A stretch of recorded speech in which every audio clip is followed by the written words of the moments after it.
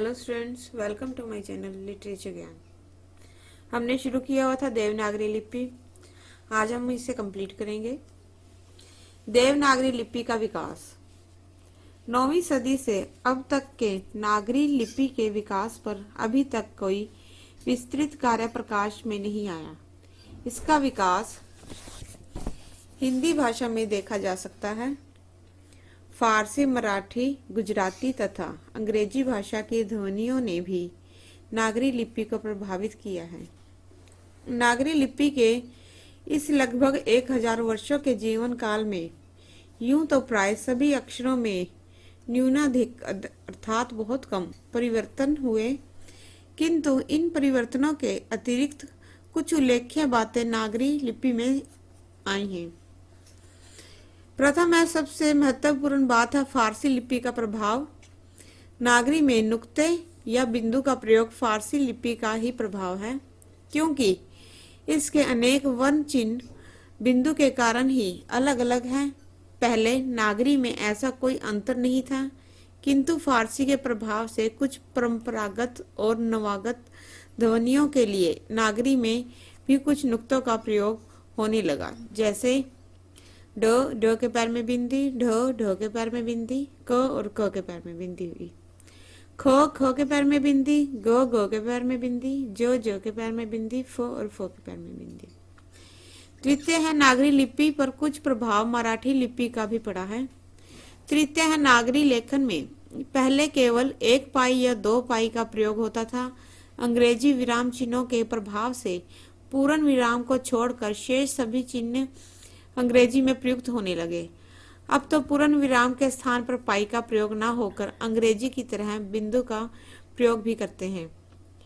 चतुर्थ है, उच्चारण के प्रति सतर्कता के कारण कभी कभी ह्रस्व छोटा ए और छोटे ओ के लिए छोटे ए, बड़ा ए और बड़े ओ का प्रयोग भी होने लगा।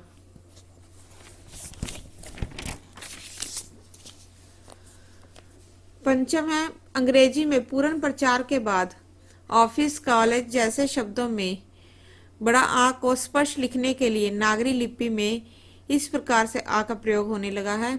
देवनागरी का नामकरण। हिंदी प्रदेश में अनेक लिपियों के होते हुए देवनागरी लिपि का स्थान सर्वश्रेष्ठ एवं उच्च है।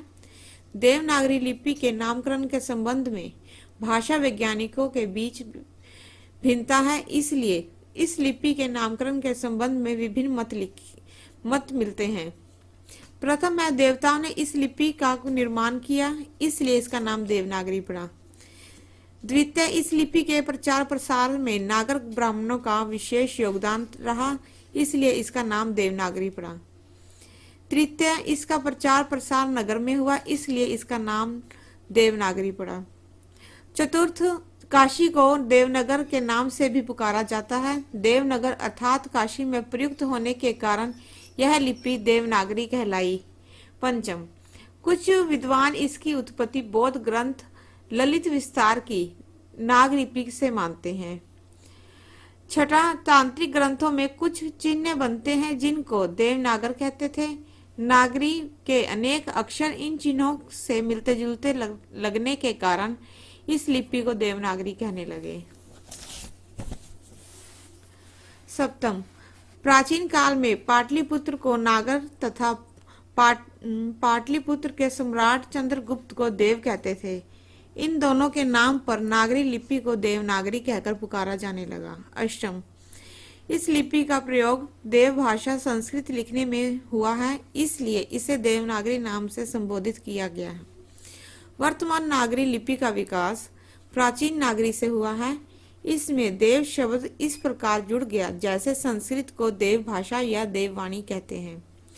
निष्कर्ष रूप से यही माना जा सकता है कि सभी मत कल्पना और अनुमान पर आधारित हैं।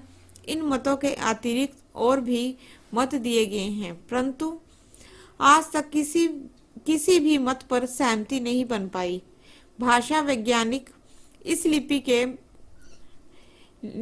के नामकरण के संबंध में अभी तक असंदिग्ध प्रमाण ढूंढने में सफल नहीं हो पाए हैं, इसलिए यह प्रश्न आज तक उत्तर की प्रतीक्षा कर रहा है। धन्यवाद।